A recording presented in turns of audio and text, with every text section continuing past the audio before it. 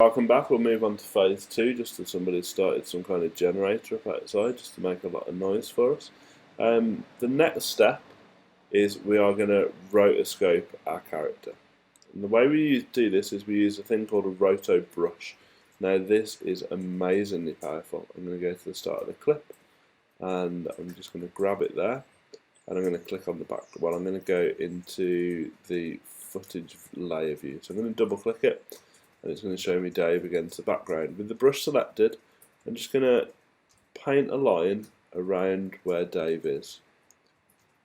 I'm going down to his foot, and I want to do a continuous line. The reason I want to do a continuous line is because every time we click, it's going to make a new rotor brush. I'm just going to go around him pretty closely. And what After Effects is going to do is it's going to try and work out what's Dave and what the background is. It's going to put a pink outline around him. Now what I've got here, I've got some areas in between his legs that have been selected, so I'm going to hold down Alt, and you'll see that the pointer changes. I'm just going to draw a line into that region, and then I'm just going to paint his shoe back in underneath. What I'm going to do for this, I'm going to zoom in a bit, change that to 100, and I'm going to press the H key to get the hand, so I can drag it down, and then I'll go and get my rotor brush back. Let's paint the bottom of the shoe in. And I think we've lost a bit of his short there. There we go. We need to paint that bit out there under his arm. I think it already had. Now the really nice thing with this tool is if we hit spacebar, it's going to start rendering it through. And while it's rendering, we can watch. So I'm looking here, I just saw a bit that appeared, so we're going to stop it there. I'm going to go back. You see where his foot extends out, this foot here? I'm going to go back to the first point where that happens. Is there.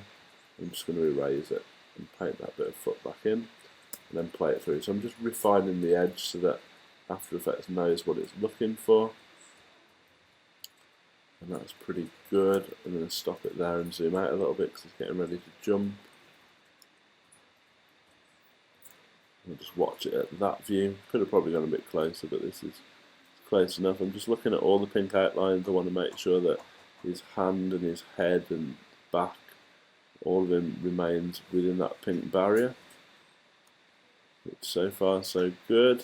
Oh, you saw there that this hand here just went out of shot, so I'm going to go back to the point where it goes out of the pink, which is just there.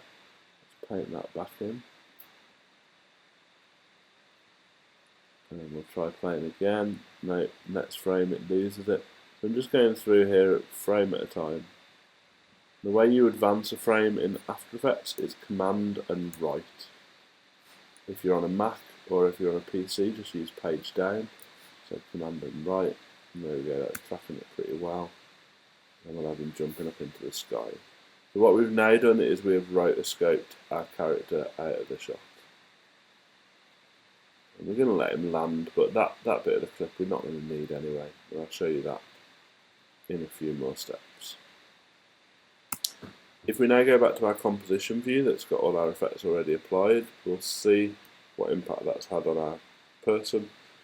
You can see that it's a pretty nice cut that's around him, and he's going to jump up into the sky, and he kind of stayed within the shot. His shoe went a bit weird, and if I was spending a lot of time on it, I'd go back to that part and I'd paint his shoe back in.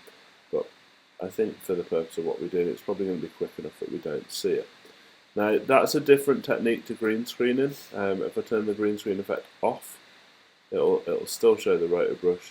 And you can see it's still pretty good, but can you see there's that bit of green under his armpit there?